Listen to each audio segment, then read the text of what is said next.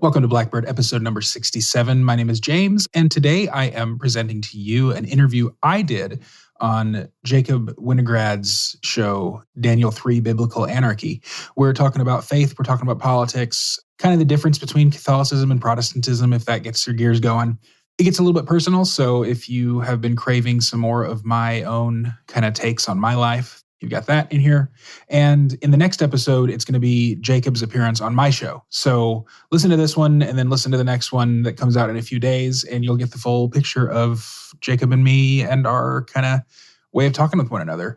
I will let you know that we are friends. We've talked in person and online on Facebook and Messenger and all that stuff for several years. So we are pretty familiar with each other and the way that we think. So if you feel like these conversations get contentious at all, just know that it's completely friendly and we're definitely not like at odds or have animosity towards one another. There's no sponsor for this show, and I think I'm probably going to cut back on my use of sponsors. It hasn't been very profitable for me, and really, you guys who have subscribed to the show have provided me with much more income and probably less annoyance for the other listeners than sponsors did. So, if I come across helpful affiliate links or things like that, like Tom Wood's Liberty Classroom, I'll always promote blackbirdpodcast.com/classroom and Renegade University, Thad Russell's project, blackbird.com/renegade. If you sign up for those using my links, I'll get a couple of bucks. But otherwise, I think I'll probably hold off on sponsors, at least for the time being. If you would like to support the show, I really appreciate it. It's only $7 a month or $70 a year. Head to blackbirdpodcast.com/subscribe to sign up there. I will put the link to the original YouTube video so that you can subscribe to Jacob's channel, which I highly recommend, especially if you're into these kinds of themes. And with that, here is my conversation from Jacob's channel with Jacob Winograd. James, Hi. How you doing tonight? Oh, I'm hanging in there. How are you? Oh, it's been a week, but I'm excited that the week's almost over, and I've been looking forward to this conversation. So I'm pretty good. Yeah, you scarfed down your dinner really quick in that little 2-minute run up to the show. Yeah, my wife was like, "Here's dinner." I was like, "Cool, I'm going live in 5 minutes, so I'll take it downstairs and inhale it." But it was good. It was chicken, and it was good chicken. And I think chicken's one of those things that, like, if it's good, it's great, and if it sucks, it's like irredeemable. Like those other things, it's like a bad steak is still like, well, I can eat it, steak. But chicken, if it's bad, is like, ugh, I can't force it down. I'm the exact opposite. It's so weird. I don't like steak. Really? Like even a really good steak, like I'll eat it, but it's just not, I don't get a whole lot of pleasure out of it. But chicken, for some reason, I just adore. Like, if it's dry and just not appetizing, then it's not good. But I'd say the same thing about a steak or whatever. Well, I'll say, like, I prefer, if I know it's really good chicken, I'll often go for the chicken over the steak just because I feel better when I eat chicken. Rather eat a steak and I feel like I'm down for the count for the rest of the night. So I'll usually choose, like, we'll go to Longhorn Steakhouse and I'll get the chicken over the steak, even though, like, I kind of like the taste of steak more, but I prefer to eat chicken just because, like, I don't know, it's just something about the steak. And I think a lot of, like, it would probably be different if it was like handmade, like homemade steak. But I feel like a lot of the chains you go to, they add like a ton of MSG and other things to their steak to tenderize the meat. And that doesn't always sit well with me. I always feel bad afterwards. So. Yeah, H. Reardon advocating for buffalo. That's good. Bison meat is delicious. Yeah, I've never had buffalo. I'll have to try it sometime. Yeah, come over to the Midwest once. We'll get you set up. I'm always open to trying something once, and I've tried some exotic foods. I've had my favorite exotic food I've ever tried is gator. When I was down in Georgia, I tried gator, fried gator, which isn't bad. It actually tastes a lot like chicken, to be honest. Yeah, little chewier, but it wasn't bad. Then I went vegan for 5 years, and now I'm back to the world of the same. So Jesus Christ, Jacob, you just you did everything. You were a Bernie supporter. You were a vegan. Now you're like a liberal Christian or whatever. man. Yeah, now I'm almost considering the carnivore diet, to be honest. Yeah, I'm going back on keto tomorrow. You can tell. I mean, my face is a lot fatter than it was the last time I was on. I'm just like bloated all the time, and I attribute that to having been eating carbs for the last couple of months. And I feel terrible. Like I don't know. So I'm going down to Dallas next week and the week following, and then the Tom Woods 2000th event. And I'm like scared I'm not gonna be able to fit into my nicer clothes when I'm on my going to a nice dinner or whatever. It's to that point now where I'm just like, wearing my stretchy jeans and 2X t-shirts and stuff. So I gotta do something. Yeah, I gotta do something. I'm getting that dad bod, and I don't know. And then like I'm really big into like gun culture, so I conceal carry. But as you put on weight, it's harder because like I carry in the appendix position, so like right in the front. So when your gut starts to push out, you start to really notice it.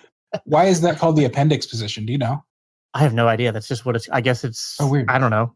That's how it was referred to me when I first got into conceal carry. So, but I guess it's not.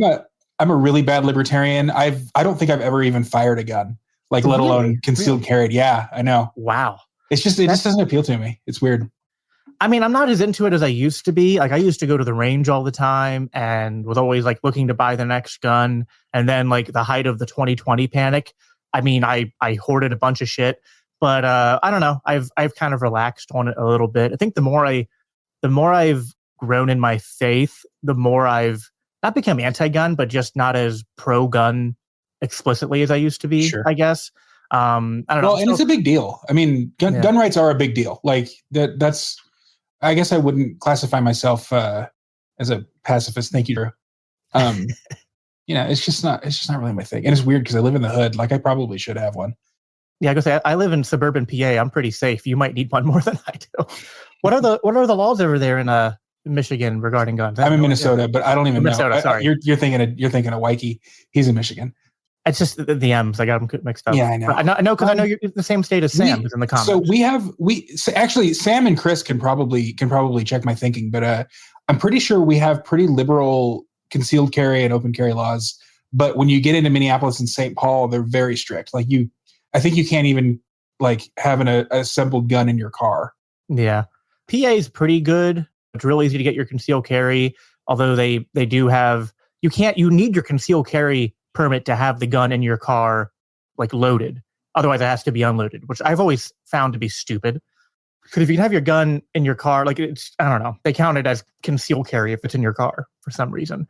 But it's pretty good. But then we're surrounded by a bunch of states where it's not. I mean, New York sucks, Maryland sucks, Jersey sucks. So it's like people in PA, it's like when you're traveling with guns, it's like you're always like, Maryland's the worst. I mean, people have gotten in really serious legal trouble for driving down to Maryland. So I used to live right on the border of Maryland. And when I first became a libertarian, I still lived down near the border. And we used to go down to Maryland to go grocery shopping all the time. And it just didn't even occur to me. And like, I just got like, I don't know, 10 miles into Maryland, suddenly realized, crap, I'm not supposed to. And then that's when I looked up and I went on my libertarian like signal chat with people and was like, hey guys, I'm down in Maryland. And I know the laws are different here. Like, what should I do? And they were like, can you turn around? I was like, no, it's too late. They were like, all right, you need to strip your gun down, like take the slide off the lower, put the ammo, like everything needs to be in a separate spot. They were like, the lower needs to be like, put the lower up the front, put the slide like in the middle somewhere, and the ammo out of the magazine scattered around somewhere in the back. And they were like, and then you might not get in trouble. Wow. Yeah, I've talked to Maryland cops about this, and like they always say like, we try to be lenient if it's like people near the PA border who like were just driving, but if they're like getting closer to Baltimore and they get caught, like it's pretty bad. So yeah, it's then I didn't move as far away from Maryland as I could, but I moved as far away as I could while staying in my county and close to work because I didn't like being near. What sucks is I grew up a Baltimore sports fan. And my family was half my family was from Maryland and the other half was from New York. So I used to travel to those places all the time. And then I became a libertarian. And it's like, I often feel like, what's the name of that guy in The Matrix who betrayed them, who was like I want to get back in the Matrix. Yeah. I forgot his name. And I just looked him up the other day, actually. I forget his name too. But like I have moments like I'm not a morning person. when I wake up in the morning at like 6 a.m. until I get my coffee in me, I'm like a very bitter, angry person. And in those moments, I'm just like, oh man, why am I a libertarian? This fucking sucks. Cipher. Thank you, Drew. Cipher. Yeah, that is it. Yep. But then I get caffeine in me, and I don't know, the caffeine must flush there's like residual statism that I have to flush out every day or something. That's funny. Yeah, that caffeine, that'll put it right through you. I have a new morning ritual that I have kind of derived from some of the church fathers and also from Jason Stapleton, who is kind of my spiritual mentor right now. Not really, but I have started meditating every morning with an app called iAwake, and then right after that, journaling, and just like kind of talking about in my journal, just like a normal journal where I just kind of spill whatever's on my mind out, maybe a half a page. And it's not a huge book. It's just, a small little notebook that Miguel Duque, Magi.life sent me. And it's been great. After sort of spilling my guts on the page, I'll do gratitude. And as you know, I'm not necessarily a praying person, but I write the gratitudes instead of like, I'm thankful for blah, blah, blah. I write it as if it were prayer, like thank you for blah, blah, blah. And then I do goals, what Jason Stapleton calls future casting, where you're writing your very long-term goals as if they're like the current reality. So like, I own a house on 3 acres or whatever it is that you want to achieve. Sounds a lot like the self-authoring program that Jordan Peterson does. Kind of in the same vein of that. That's what it sounds like. From you describing it to me.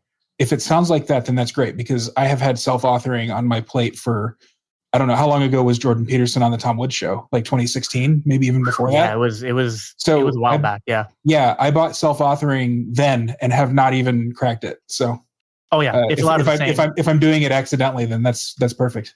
Yeah, it's a lot of that same kind of stuff. And I went through counseling for about a year, and that's a lot of what my counselor talked to me about too, which was like, it's about telling your own story. And it's like, it's kind of in the same vein of what these, what Jason's doing, what Jordan's doing. And it's like, and I suffer from ADHD and I think I probably have some form or mild form of autism. I don't know.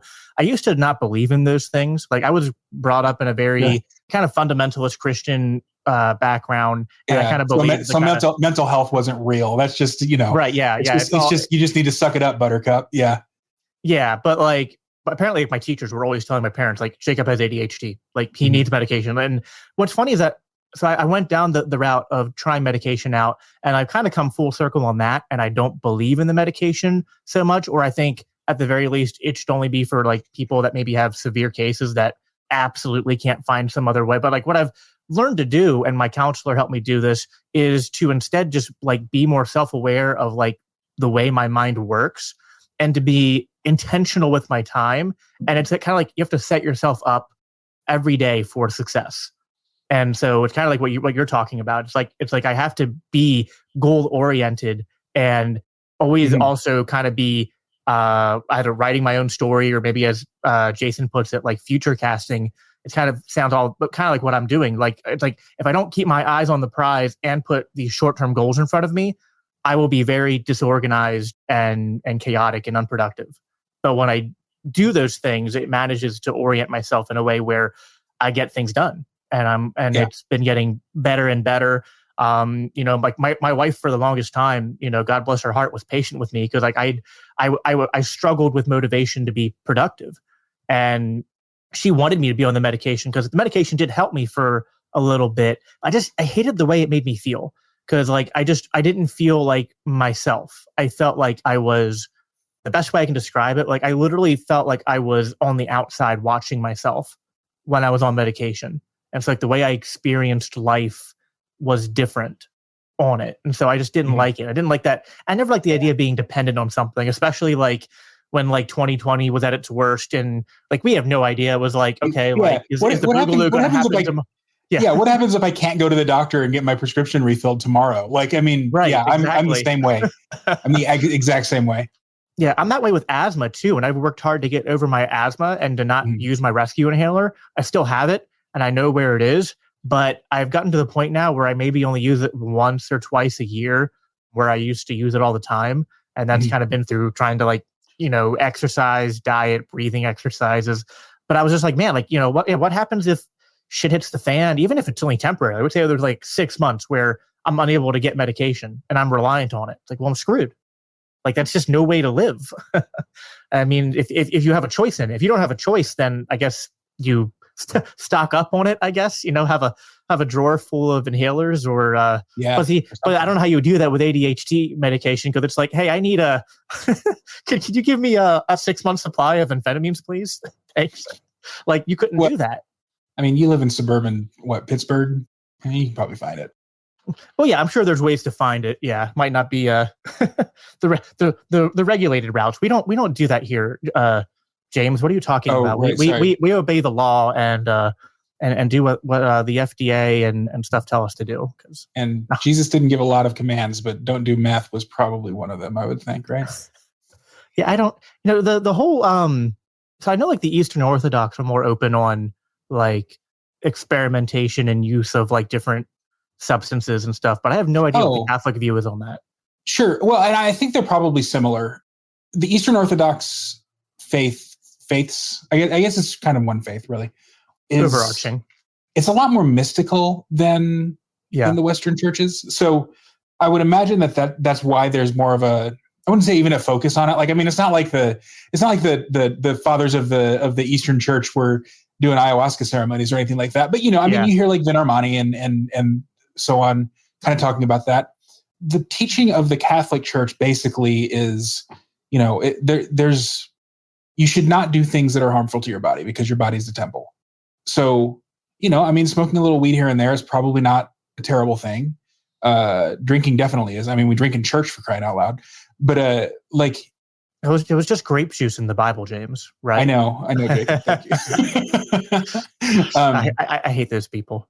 I used to attend a Baptist-ish service. I was actually on the praise team for a little while. Wow. And yeah, the little vials of grape juice that we would pass around, and the like awful stale crackers. It just, to me, like having grown up Catholic, where that is like the central point of worship, right? And not just like an afterthought, not just something that you do every, maybe once a month or, on Easter or whatever. It felt to me like playing church. Like it wasn't real worship as far as I was concerned. Worship takes lots of different forms, but the sort of, as far as the Catholic Church is concerned, and as far as just sort of traditional religions in general are concerned, the sacrifice is the central point of the worship, not the singing and the sermon. Yeah.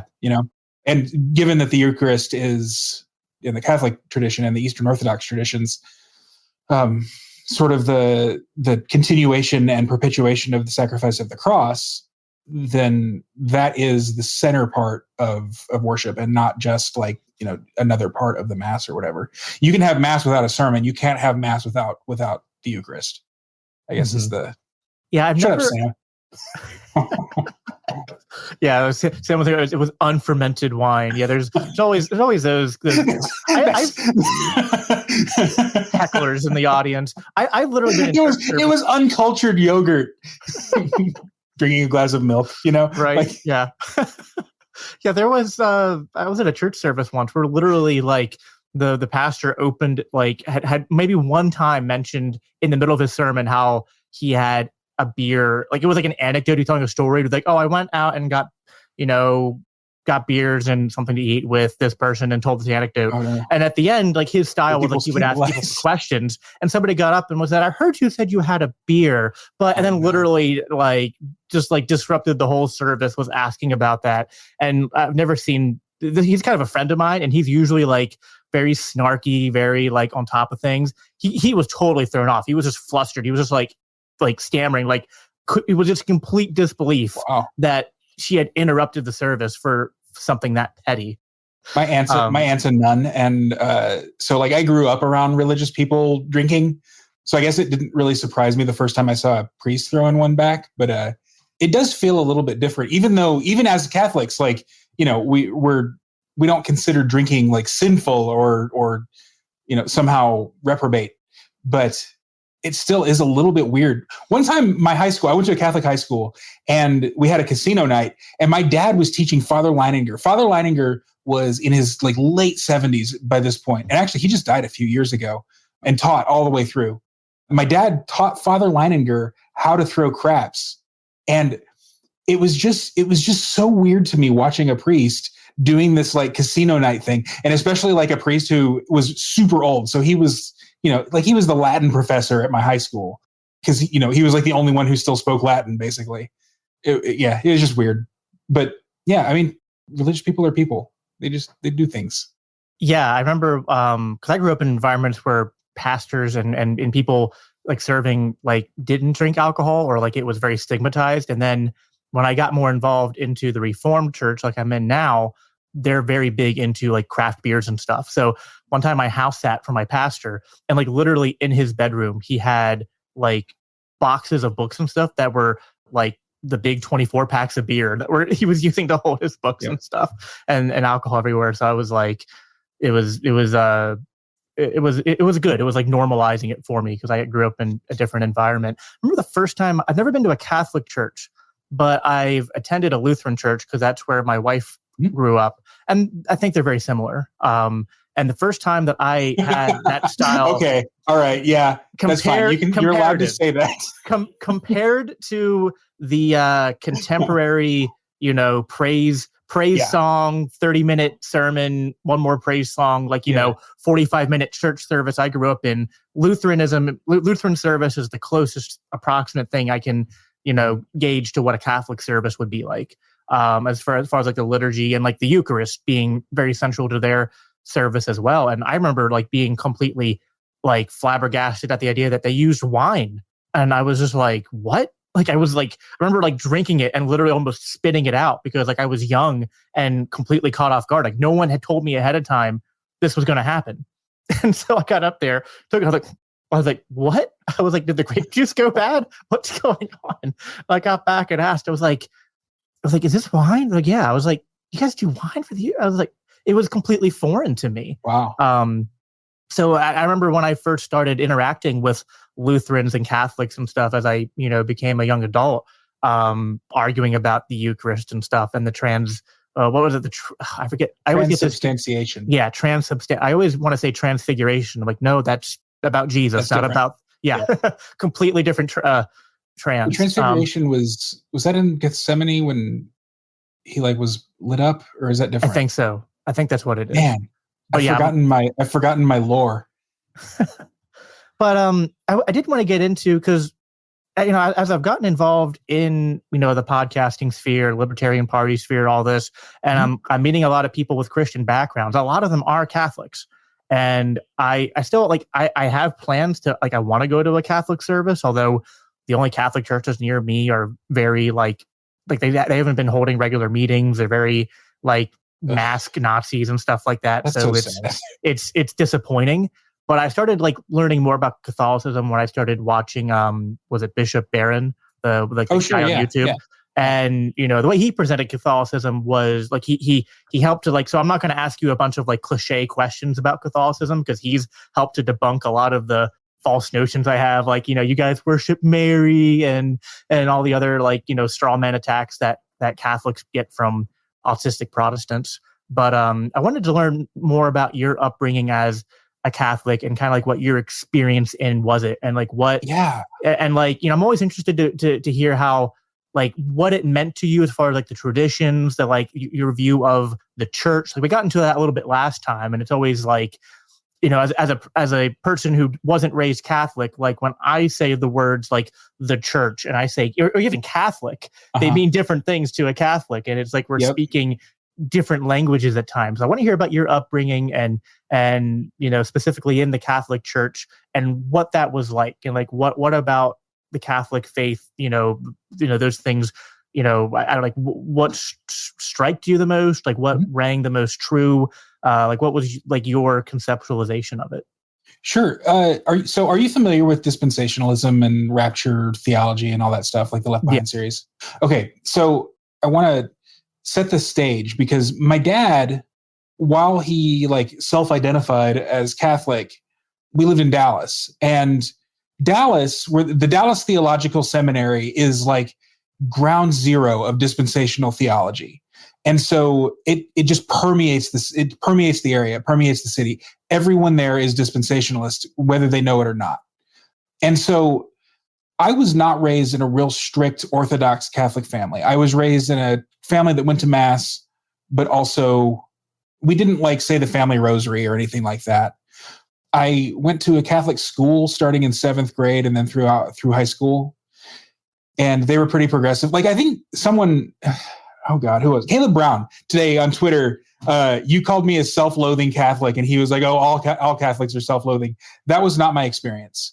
The stereotype of like, the guilty conscience Catholic, that was not my lived experience. I keep using these damn lefty words. Self-identify, lived experience. Tell me your truth, James. Yeah, my truth. So I was raised in like progressive Catholicism. My parents were Republicans. Don't get me wrong. They were conservative politically, but religiously we weren't like strict Orthodox, pray the rosary type of people, I guess. You guys do I remember yes, a long time. Yeah. Okay.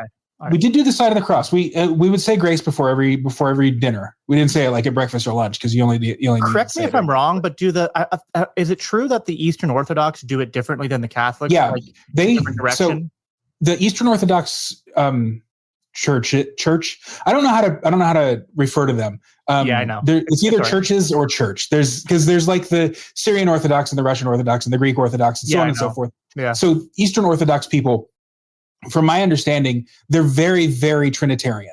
Not to say that we're not Trinitarian as Catholics and Protestants, but they like to have very outward symbols of their faith, hence the icons and things like that. And so when they make the sign of the cross, I think they put their 3 fingers together to symbolize the Trinity, and they actually do it 3 times. Yeah, like okay. I could be off a little bit on that. I've never really had Orthodox friends or been to an Orthodox Mass, but that's my understanding. But yeah, so we said grace before meals. I feel like my dad would used to go in and pray with my little brother and sister before bed, but like I was never part of that for some reason. It's really kind of weird. I guess I was just too old. Like I was 3 years older than my sister and 5 years older than my brother. So, I was a teenager by the time they were even, starting to get catechized and things like that. Plus I was in Catholic school, so my parents felt like they didn't need to be quite as upfront about things like that for me. It wasn't until my junior year in high school. So my junior year in high school, there was a theology teacher named Mr. Clark, Bruce Clark. If you're in the Dallas area and you're Catholic, you may have heard of him.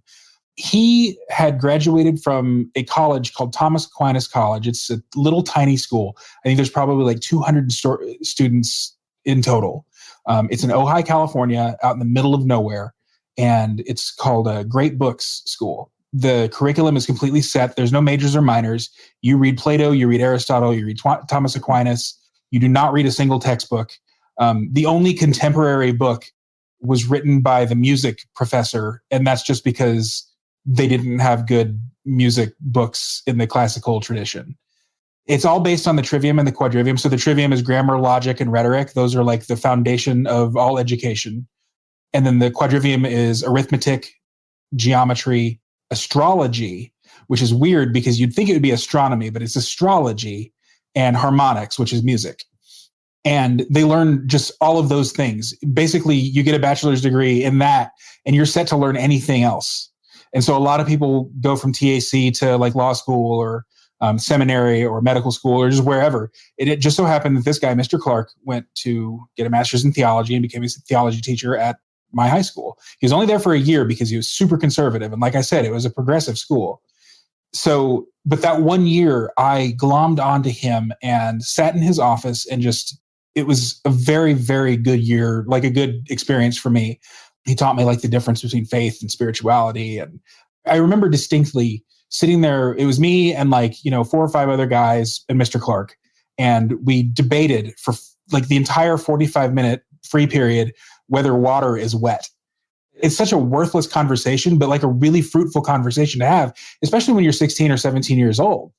So that was sort of the beginning of that. I thought that I had a vocation to the priesthood. I didn't.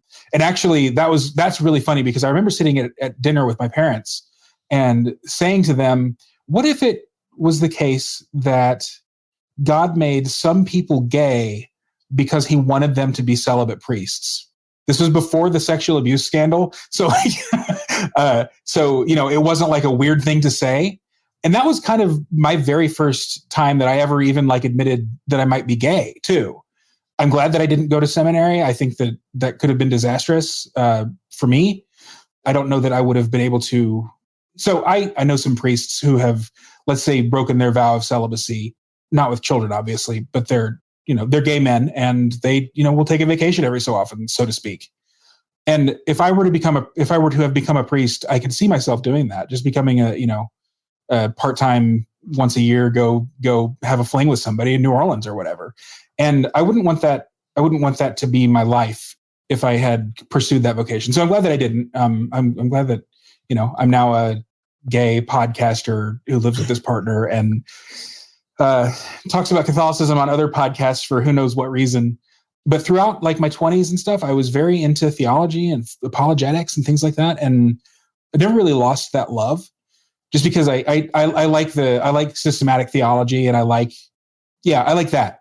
But also in the last year, ever since Vin Armani, of course, started talking about the dim age and the age of magic and all that stuff, I've been really feeling tugged toward discerning sort of where I'm supposed to be and how I'm supposed to understand the world, I guess. David Gornosky, who is not Catholic, has had a pretty big impact on me, especially with, his scapegoating stuff, which doesn't come from him. It comes from Rene Girard, but he kind of popularizes it. Yeah. I mean, I don't know what else really to say. I like I said, we would go to mass every week. I didn't have to go to mass after I started going to Catholic school, because we went to mass at school. So I would stay home. I mean, it was, actually, no, when I got a driver's license, my senior year in high school and maybe like junior year, I did go to a youth group up in Plano, Texas, which is a suburb of Dallas. But I mean, it was still like a half-hour drive. But like the church that I grew up in didn't have a youth group to speak of. So I made a lot of friends there. I think I like went to their summer camp or something like that as well. So that, I would say that my junior and senior years in high school were probably my like most faith-filled, if that makes sense. Not faithful, but faith-filled.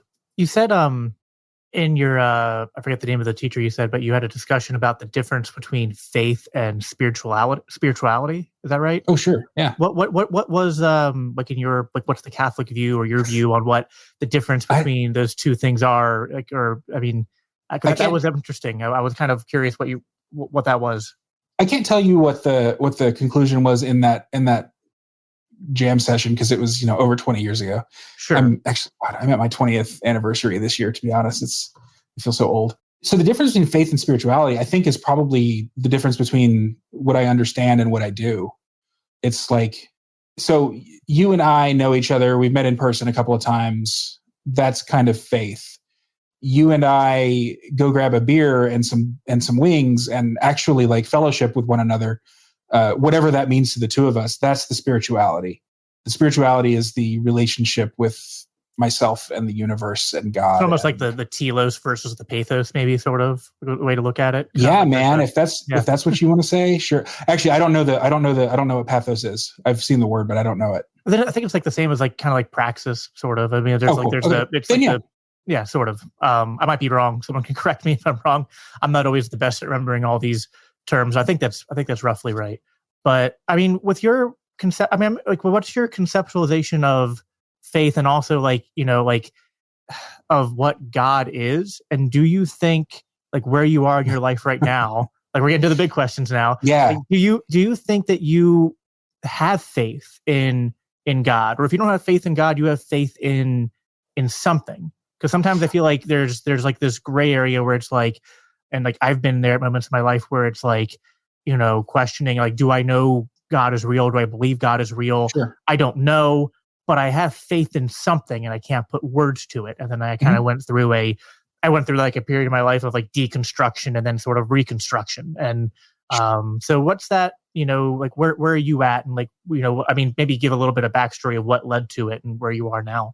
Let me address two of the comments real quick. So the Catholic Libertarian podcast said, come to Florida for the Tom Woods thing, and I'll take you to mass. Are you going to be down there for Tom Woods 2000?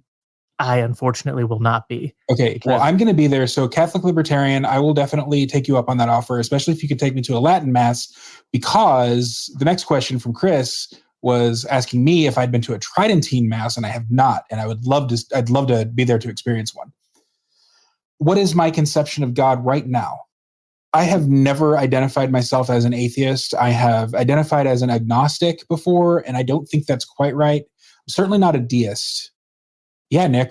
Nick says, "See you there, James." Yeah, we're all set, man. I think Jose's supposed to stay. Jose's supposed to stay in my hotel room too. I was planning on going, and then I got asked to go to Michael Heiss's wedding. So I was like, oh, crying out loud, that dude. He's taking over everything. I was like, you had to do the. Yeah, I should tell him that. Well, he was like, there was literally no other weekend you could do it. I was like, really? Yeah. Really? I was like, come on, man. I know. I was like, and his wedding was planned before this, I think. I mean, I think it was, yeah. But it is what it is. I mean, Mike's a good friend, so I was like, I hope you know I love you because like you're trumping Tom Woods, and that says a lot. But anyway, continue. Okay, continuing. So I'm not a deist. I'm not an agnostic anymore. I've never been an atheist. Here's my thing. So I see that there are things like there's a world, there's a universe, there's stuff. And to me, I do not believe in spontaneous generation. So like, because I don't believe in spontaneous generation, I believe that something must have created that. That's my starting point. That entity, that creator, had to have some motivation for creating it. And this is why I'm not a deist. I don't think that the creator just wound creation up and let it go. That doesn't make sense to me. People don't, and when I say people, I mean like people with entities with a will don't just do stuff for no reason. And the only thing that I can come up with is that the creator wanted to see something beautiful that the creator could love. And that is the reason that I believe in a personal God and not just a divine watchmaker God. And so this is where it gets a little bit different. I take some leaps. So this entity that created things had to have some force that it used to create the things. And that to me is the logos. That's the word. That's Jesus. And the logos, the word, just like any other word, when we expel words from our mouth, it goes on a breath. It goes on the air. And being that breath and wind are the word for spirit in Greek and Hebrew, it just follows that then it's a Trinitarian God. It's the creator, the word, and then that wind, that breath, the spirit that carries the word into the creation, that speaks it into existence, I guess. So then when I read the Old Testament, the series of covenants between this loving creator and this creation that continuously rebels, and this creator that continuously brings them back into the fold, that's a beautiful story to me, and I hope that that's the reality of the relationship between creator and creation. And I hope that it happened on other worlds too. I'm not under the delusion that we're somehow special. But for us, that's the story. You've got a couple, and they break the covenant almost immediately, and the creator is like, "Hey, that's not okay, and you can't do that again. So fuck off out of this garden. But also, I'm going to build you a family." And then you've got this family, and the entire world has rebelled against the creator except for this one dude. And the creator is like, "Hey, I'm going to kill everybody, so you better do something to protect yourself." So he builds this ark, and the covenant is restored with the rainbow in the sky. And even though the entire world had rebelled, there was that one family that built this entire kingdom, this tribe of Abraham, and then the how many tribes were there? 12 tribes of Israel, and then a kingdom. Even though God was like, "No, you don't want a king." And this is where biblical anarchy comes in. Obviously, right? God was like, "You don't want a king. Don't ask me for this." And they're like, "No. We see everybody around us. Like, I think there's something in it for having this worldly ruler." So God's like, "Okay, that's fine. Here, have Saul." And we saw how that worked out. And what's funny is that he kept saying, he said in 1 Samuel 8, "And I won't deliver you on that day." But then he does. And then they do it again, and he delivers them again. And it's kind of like what you're saying. Like, it's this constant cycle of God saying, like, "Don't do that or you're screwed." And then they do it. And then it's like, but he's always trying to restore them, right? And I think that's what Jesus did in my mind, was that he kind of restore what was lost in a alternate sense. But that's my little interjection. Go on, continue. Yeah. So that's that. And so fast forward, you've got all the covenants throughout the Old Testament. You've got this diaspora where, I guess it's not a diaspora, it's just like the enslavement of the Hebrew people. And then all of a sudden the word becomes flesh, and that's that. Like, that is the final covenant. That is the only thing that you need. There's no more need for sacrifice. There's no more need for human sacrifice, which that's my big gripe with conservative Christians, is that they're so in the sort of punitive mindset. And it goes back to forever and ever and ever. I mean, the Spanish Inquisition, the Salem witch trials, everything. I think it's human nature, but there's no need, if you believe in the sacrifice of the cross, there's no need for punitive measures. Certainly there's need to keep your society safe. But if someone is acting out of accord with your values and the values that you believe your faith dictate, then you don't need to worry about that. God doesn't need a bodyguard. That's also why I kind of got out of apologetics. God doesn't need like someone to defend him. Like my wisdom and knowledge pale in comparison. And even Paul says, we see dimly as in a mirror. Like I don't know the truth. I don't know the fullness of the truth. I do think, and this is where we will differ, I do think that Jesus left a church. He didn't leave a book. He didn't commission the apostles to go out and write letters to all the nations. He said to make disciples of all the nations. And the Bible can't exist without the church, but if the Bible was never written, then the church would still exist. And so that's why I would differ from Protestants with their sola scriptura doctrine, because I think that the Bible, while maybe necessary, is certainly not sufficient for determining doctrine. We will definitely get into that, but I'm trying to stay somewhat in order here. What was I had a question, and then you're distracted. You're like pulling me down. Oh, my bad. No, you're fine. You're fine. I've tried to study a lot of church history, which is mostly Catholic church history, and one of the there's like a good and one of the biggest positives I want to talk about the Catholic Church throughout history is that they've always strongly stood on the doctrine of the Trinity, which I think is one of the most important doctrines.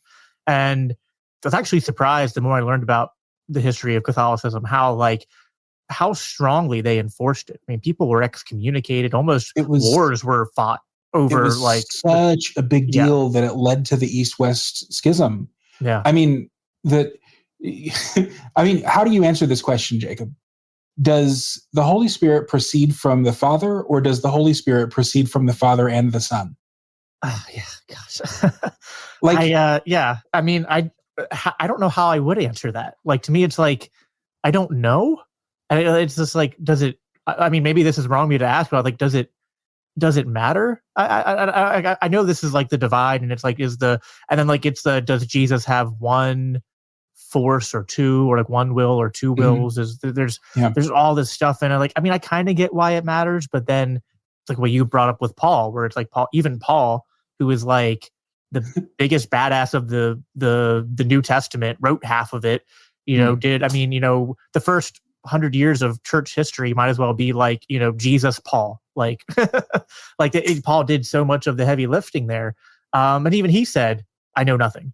So it's like, I don't know.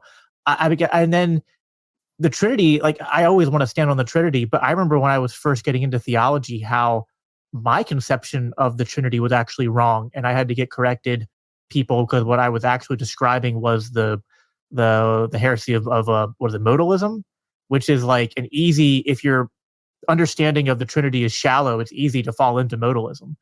Can you go over modalism for the audience? From my memory, it's sort of like believing that, I'm trying to go from memory here. It's kind of like, is it like that? Is it that God has three modes and sort of? It's kind of like all the heresies and stuff. I'm so sorry. Like I said, I've kind of been out of the church for a few years, but yeah, it's the doctrine that the persons of the Trinity represent only three modes or aspect of the divine relation, not distinct or coexisting persons in divine nature.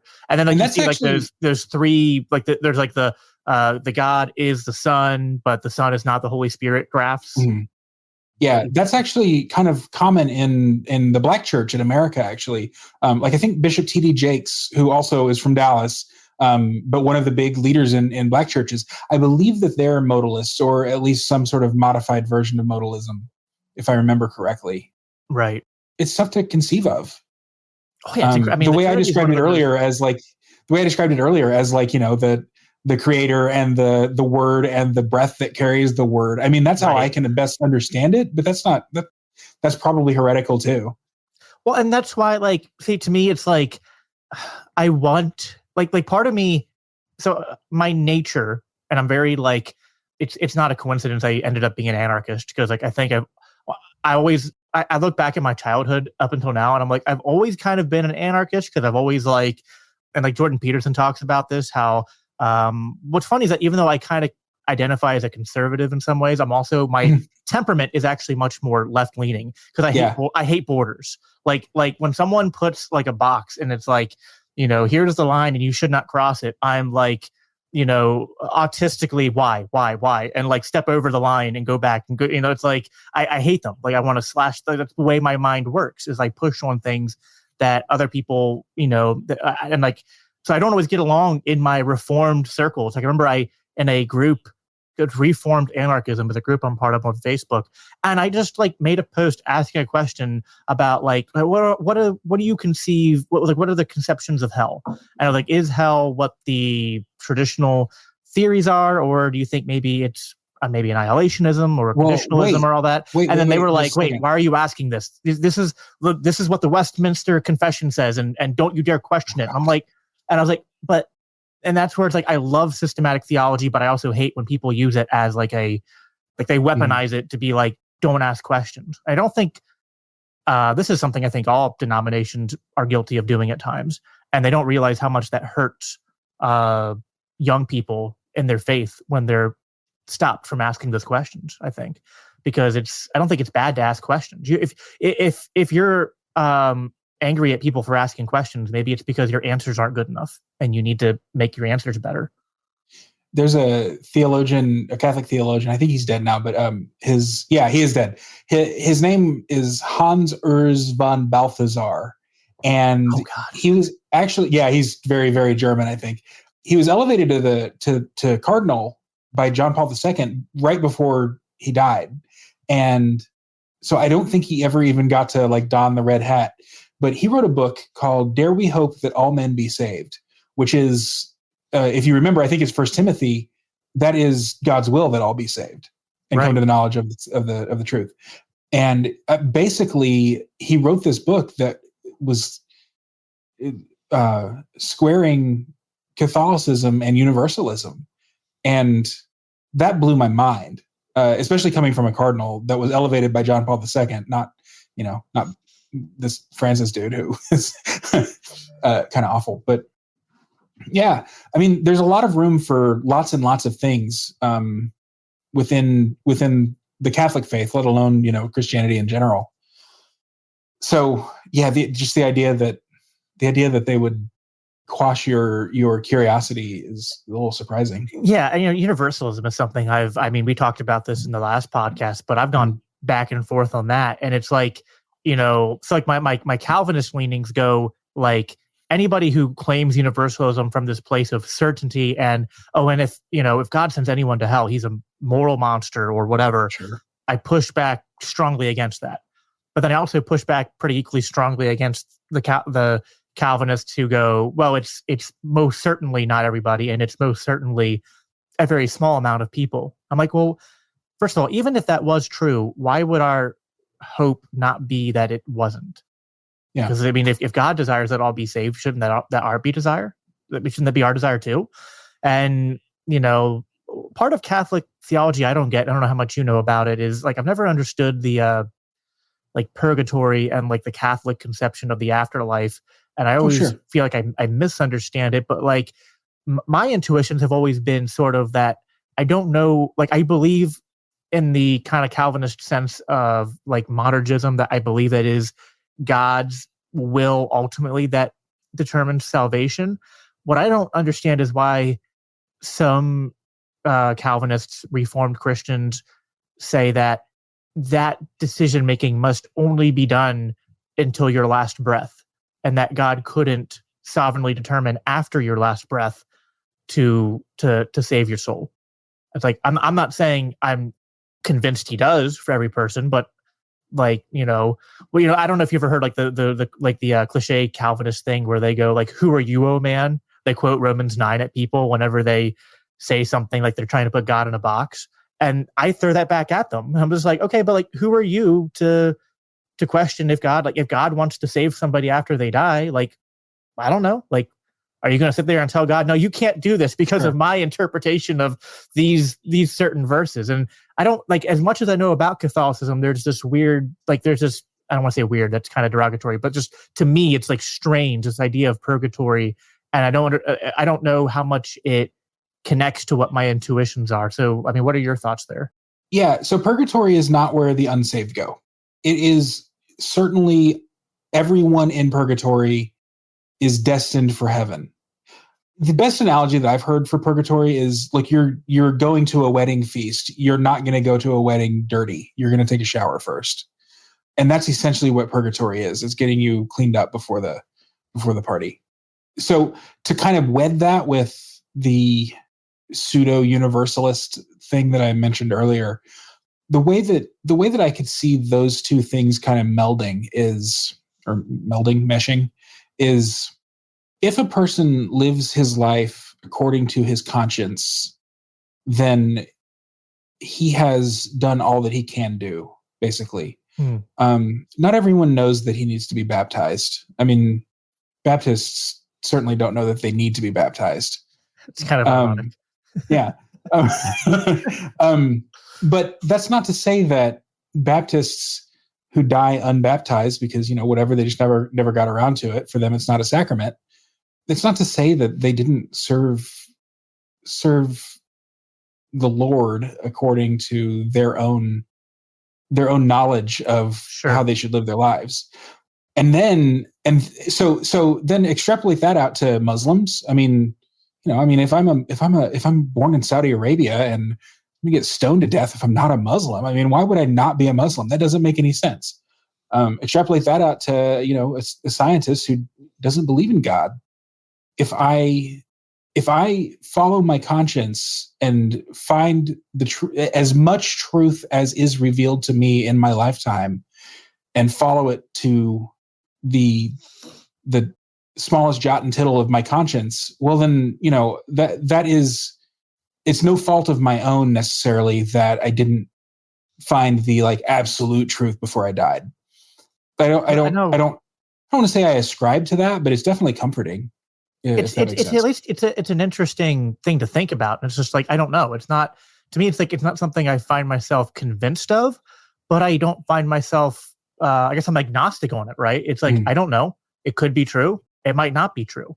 I would still like encourage people to like, it's better for your eternal comfort and also for just life here and now to follow after Christ. But, I don't know. I'm not very, it's not in my temperament or even like my conception of my theology to try to fearmonger people into following Christ or being Christian. It's just not something I really have in me. But I know Bishop Barron, in one of his YouTube videos I watched, talked about this thing that there's like the way he put it was that like there's the normative route of salvation, which is, I guess, like through the church, but then like there are alternative or non-normative routes that people can still get to God. Sure. That like he's not like, well, those aren't going to be what we recommend, but that doesn't mean that God doesn't work through mysterious and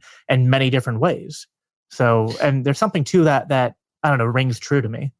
With the discovery of America, the church kind of had a crisis of conscience as far as that went. Like, how can all these people who have never had the chance to be evangelized have possibly gone to hell if they didn't have that opportunity to be baptized?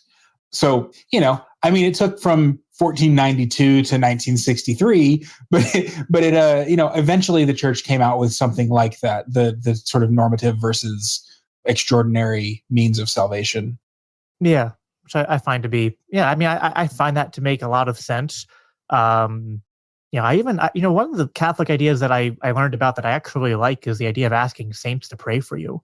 Because I don't know, I've always found that to be, like, I remember before I learned what that all was, I thought that I just believed the like, I don't know, propaganda or stereotypes that Catholics prayed to, like they worship and pray to Mary and all the saints and stuff. But then when it was explained to me that it's like, well, they're not actually dead, and just like you would maybe ask your father or your priest or somebody you know to pray for you, why wouldn't you ask somebody in heaven, to pray for you as well? And I know there's something beautiful about that idea that fellowship in Christ isn't just tertiary, right? That it's, it's kind of like connecting to the more spiritual side of things that I actually I mean, there's a lot of Catholicism that I find beautiful. And even the traditions, like I used to be, because I grew up in, the more contemporary styles, I didn't like hymns. I didn't like liturgy. Oh, sure. I didn't like that stuff. But then, I attended a Lutheran church, and then I started to notice more of how a lot of the contemporary styles of doing church and worship are less about like diving deep into God and more about, they seem more like they're about pleasing the flesh, and sort of like it's a feels good service, but it's not it's like, okay, well, is the point of our corporate gatherings to have a feels good service, or is it to, I'm using polite language. The way my dad calls it, spiritual circle jerking, which is I think accurate, but it's he got kicked out of a church for using that. So, but I don't know. I think it's accurate for him then. I see it this way. So let me get the saints and so forth. I mean, it's just kind of common sense. When you go visit your grandmother's grave, you might talk to her, and I don't know whether you believe that she hears you, but Catholics do, if she's in heaven. It's also kind of like pop theology, but I mean, everybody who loses someone, not everybody, but a lot of people, you hear sort of the cliche, oh, they're just angels in heaven now. I mean, obviously people don't become angels. That's theologically unsound. But, I mean, there's no reason that the people in heaven, assuming that you believe that there is a personal judgment that takes place prior to Judgment Day, which is a whole other thing that I don't know much about. Eschatology is not my strong suit. It's not mine either. Although Karen Ann wants me to read her book on eschatology, and I told her I know. would. So. Man, dude, I listened to that interview. That was first of all, that was a really good conversation. I haven't read her book, and I probably won't. I have a feeling she's got some crazy eschatological she's things to say. Preterism, which is that's a taboo in Reformed circles, actually. Is it really? So, yeah. I'm not familiar with it, I don't think. I mean, I've read it, and I don't know preterism very well. I could look it up quick, and it's like the eschatology is just. I think I should care about it more, but oftentimes because I think this is my ADHD. Yeah. Preterism basically is the school of thought that the Olivet Discourse, so the Mount of Olives thing, and the Book of Revelation. All of those prophecies were fulfilled in the year 70 with the fall of Jerusalem. That's right. Like it already happened. And we're already living past whatever the 1,000 years or whatever, I guess. I guess, I mean, obviously I'm Catholic, so I'm kind of an Augustinian. And so I have no problem with the like violent things in those prophecies being the fall of Jerusalem. But the things that follow that, the millennial reign, I would say is probably a not quite literal 1,000-year reign, but it's the reign of the church with the Holy Spirit inspiring it, which leaves room for the second coming, because the preterists don't really account for what happens at the end, I guess, is kind of my issue. If I'm Christian, then I have to believe in a second coming. That's kind of my one of my lines in the sand, I guess. Yeah, I believe that too. I just don't have, for me, it's like, I believe there's a second coming, and then all the details are gravy, because it's like, I don't know why. I mean, some people say it's really important for your views on salvation and evangelism. And I don't know. It's like, I don't know if my views on salvation and evangelism are productive, then maybe I'm not missing out by having these deep eschatology debates. But I don't know. I'm always open to learning. But my ADHD mind, if I get bored with something, I can't study it. So there's like, you can read the same line. I always say like ADHD is like, if you're not interested in what you're reading, you could read the book 5 times through and retain nothing of it. Because it's just like the way my brain works is like, if I'm not interested in it, it's like the words do not ring in any kind of meaningful way in my head. So I have to be in the right frame of mind to study something, unfortunately. Getting back to Christian circle jerks, because this is something that I did say we were going to do that in the second hour, right? Oh, that's true, huh? That's so funny. Before we started, you messaged me and you said, I'm getting on right now. And I said, oh, it's better than getting off right now, I guess. Yeah. And you said, yeah, we won't do that till the second hour. Christian circle jerks. What was I saying? Right. I just yesterday had this thought pop into my head. So it's not well thought out, but it feels like right now we're at a transitionary period, not only societally, but also in the church. And the reason I say that, so if you look through history, and did I go over my, what do you call it? Integral timeline last time I was on? Integral timeline. Okay, good. No, I didn't. No, I don't so think so integral theory, I've interviewed a whole bunch of people on integral theory. I've read the books. Integral theory is sort of like postmodernism. And integralists hold that history is kind of a series of eras. We're coming out of the postmodern era and we're entering the integral era.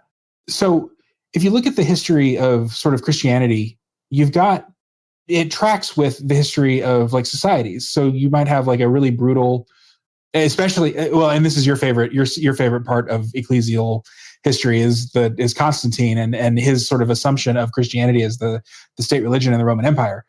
It just tracks. You've got Christianity, you've got Catholicism, sort of the pre-modern version of Christianity, this Calvinist, hyper-systematic, hyper-doctrinal, modernist era of Christianity, where everything is very cerebral, almost to the expense of spirituality.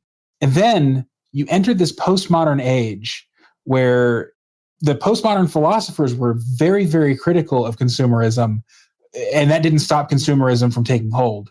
And this is the era of the megachurch, of prosperity gospel, of easy believism, of all of this stuff, like the Starbucks bar on your way into the sanctuary.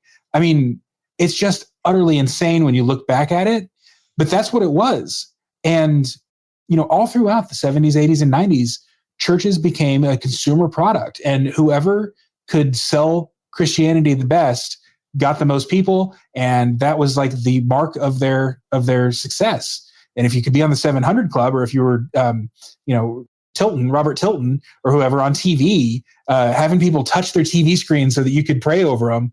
I mean, I remember one time I was like 9 years old. It was the middle of the night. I had a bad cold. I couldn't sleep. And Robert Tilton was on TV, and literally he said, I sense that somebody isn't feeling well. Put your hand up on the screen for me to pray over you. And like, my cold wasn't cured, but I sure bought into it. I'm really glad that era is kind of over, but I'm looking forward to what is to come. And I think what is to come is Eastern Orthodoxy. I think that's why we see so many of our people, because not to toot our own horns, but libertarians are kind of on the cutting edge of everything. We're smarter, and we have more foresight than other people. I have a feeling that we are entering an age where Eastern Orthodoxy, it beautifully blends the doctrine with the spirituality and the mysticism, and rejects that postmodern consumerism pretty well. So it wouldn't surprise me that if we're on the kind of cusp of an Eastern religious resurgence, I think, which I would welcome. Yeah, there's definitely, and at least and it's kind of like a minority within a minority, but the Christian anarchist community is actually, a lot of them are kind of going down. Well, some of them are going down the Anabaptist route. Some of them are going back to Eastern Orthodox. But then there's like this weird, like the Anabaptists and the Eastern Orthodox are kind of like these like long lost brothers, sort of. Sure. They talk and stuff. So they're kind of the rejects of their movement. I mean, the Eastern Orthodox Church obviously are way smaller than the Roman Church, and the Anabaptists, hell, they had to cross the Atlantic in order not to be murdered by their state. I mean, it makes sense. Right? Yeah. So, and like, there's part of me that like, I always kind of feel homeless as far as denominations go. Sure. But it's like, so when people ask me for something, it's like the best shorthand description of my beliefs is to identify loosely as kind of a Calvinist. But then it's like, okay, but that's like, that label is kind of meaningless once you get to talk to me, because like I'm not a typical Calvinist. And I actually feel like it's better to look at theology as not I like systematic theology, but then I also feel like theology is more of an archaeological dig. And I feel like we see dimly as in a mirror. I mean, it's, yeah. And I feel like every denomination has a focus that is true, but it becomes untrue when you focus on that in isolation. I remember William Lane Craig talked about this, like he used the metaphor for talking about atonement theory. And he was like, atonement theory is like this multifaceted diamond. And there's like different parts of it, and they're all true. But if you take one of those things and you hyper focus on it at the expense of the rest, it becomes untrue or unbeneficial. And it's like, yes, like I believe in penal substitution theory of atonement, and I believe in Christ as victor, and I believe. Can you kind of go over some of those for me? I'm not familiar with those theories. Penal substitution being that like Jesus paid the price on the cross for the like forgiveness of sins. It was like almost like a legal sense that like he paid the just punishment of sin that was going to be poured out onto us was poured onto him instead. And it was like a legal, like almost like it's used as a metaphor, like a legal substitute is what he was kind of being there. There are Christians who deny that, by the way. So. Are these like, are these controversies in Protestantism? Some of the more Anabaptist types or some of the more progressive Christians deny penal substitution theory. Okay. They tend to be the ones that are more universalists, actually. But then there's Christ as victor. There's a few other ones. I forget the exact terms of them, but it's really interesting. If William Lane Craig actually wrote a whole book, which I would recommend on atonement theory, which is really good. He goes into all the different ones and their historical origins and all that. And actually, it was funny because William Lane Craig, around the same time I was doing a like deep dive into because like to study this, he had to go back through church history, and so then he kind of was like becoming more pro-Catholic at the same time that I was. Sure.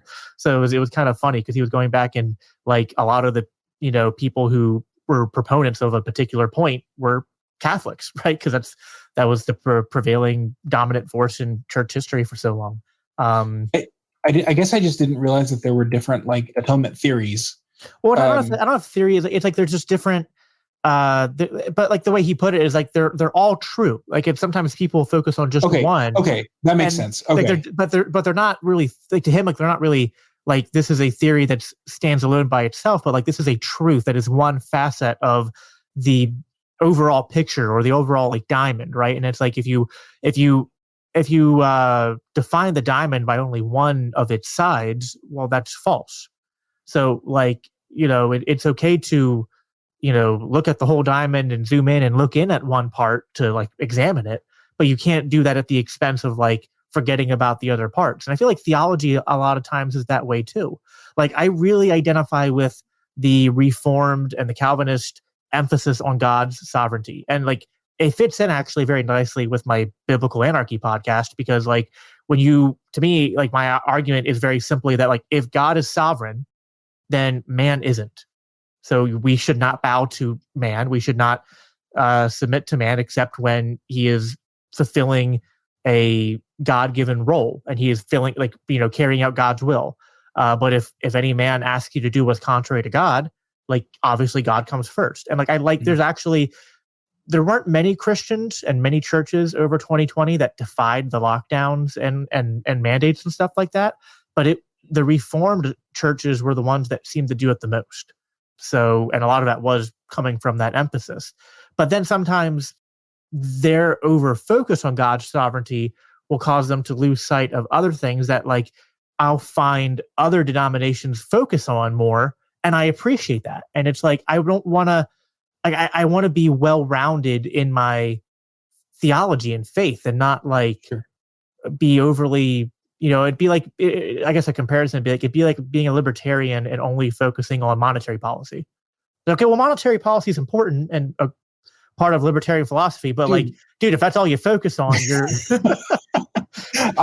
my very favorite, like, there are so many libertarians who can, and not only can, like anybody can, but do trace everything back to the Fed. It's all the Fed's fault. And like, yeah, sure. I mean, maybe it is, but what are you going to do about it? Like, I mean, I've been guilty of that. And I've had people, I remember I was in a Clubhouse room once and somebody got really annoyed with me because he's like, Jacob, like, your answer to everything is the Fed. And, back then I was a bit more like, I was kind of like cage stagey, very like at the peak of I'm a new autistic libertarian. And I was like, no, because it is. It's because it is. And I was like, but and it's like, it's true. But then it's also like, okay, it is true. But if all I ever talk about is just that one truth, I'm not giving a holistic philosophy or giving a holistic worldview to people. I've become, stale and, like a car isn't just the gas pedal. You know what I mean? Like the car isn't just the engine. The car is everything all together. Mm-hmm. Yeah. Yeah. So part of the Catholic, so I'll get into some of my criticisms here of the Catholic Church and maybe get your feedback on it. We got to start with the most obvious one, which is the Pope. I know last time you were like, I didn't want to get into it much back then, but like I said, I don't get the Pope. I don't believe in the apostolic succession argument, I guess. And you were like, why? And so I guess my reason for it is that, coming from a place of just like, not like, so I'd never heard the Catholic claims before for that. And then when like, I just grew up not believing in the Pope. So I was just kind of like naturally like, I don't have this belief. And then when Catholics said, well, you should, be part of the Catholic Church because it is the original church and because the Pope is the successor to Peter, I was like, okay, why? Back up your claim. And then the verses given to substantiate that claim, I just have not found convincing. And it seems to always go back to that one where it's like, Peter, you are the rock upon which I will build my church. And to me, it's like, okay, but like, yeah, Peter was a rock that helped build the church. I don't know if that is enough of an argument to say that. And what Jesus meant by that is that Peter is going to be the head figure and that there will necessarily be a successor to him that will carry down through, generations and stuff. So, and then also just looking like this will get into like our, views on institutions and stuff like that. It's like, I'm not against hierarchy and I'm not against authority, but I like things to be as decentralized as possible when it comes to our, authority and hierarchy structures. And when I study church history, there's a lot of, I think there's been 2 or 3 popes that at one point were, there was one pope, I can't remember his name, but he was actually accused of heresy. And then later they had to go back and say, no, he was just guilty of negligence. And it just seems like there's a lot riding on this one person. And to me, that seems to kind of be contrary to the idea of like, well, the one person that our religion should be focused on is Jesus. Mm-hmm. And then, and I guess it also then kind of goes into more just the, like, I always view the church as the people. And I know the Catholic says like, well, the church is like, not just the people, it's the system. It's what Jesus and the apostles started. And you need that authority figure. And I don't know why that authority figure has to be this is the one true church. And we know this because of tracing it back through, decades and whatnot. And why, to me, it's like, is the proper authority figures that we should submit to the ones that can just say, well, we are the successors of this one line?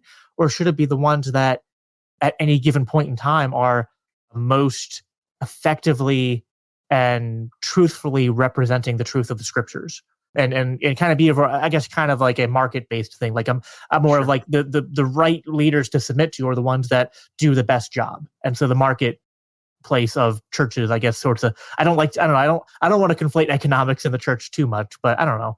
That's kind of where my intuitions and observations are. And so I want to get your response on that. Yeah, that's a lot. I would say this. we know from the historical record that the early church held the Bishop of Rome in a higher esteem than the other bishops. And that goes beyond Peter, who, sure, it's not specifically stated in Acts that, Peter went to Rome and John went to Jerusalem and, whatever else. But it was believed in the early church that Peter was the Bishop of Rome.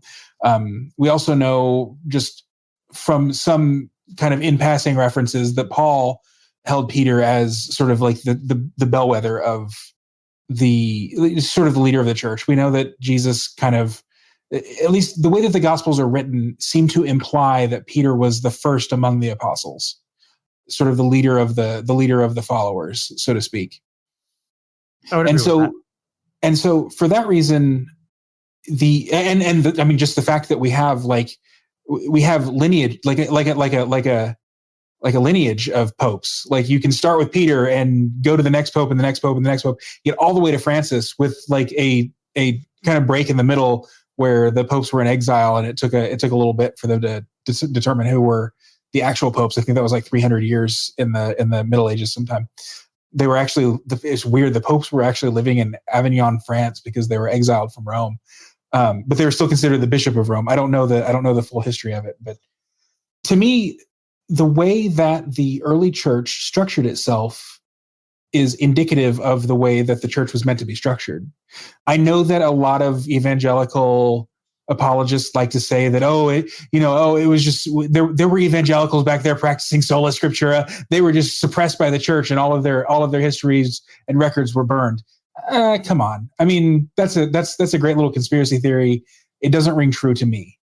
There is no evidence of anyone believing sola scriptura prior to like maybe the proto-Protestant whose name I can't remember. Yeah, I would agree with you. They didn't even really have all the scriptures right away, right? I mean, sure. They didn't. I mean, at first it was just, like repeated word and stuff. Then they started to write things down, but I mean, it wasn't like they didn't have the entirety of the New Testament until, whenever what year was, right? So to say sola scriptura existed, maybe there were people that had emphasis, like maybe they emphasized like wanting to, I don't know, but there might have been people that had those set like temperaments or opinions that like you could say those were like early people that had the same ideas that we have now on sola scriptura, but like you can't say sola scriptura existed before scriptura existed, right?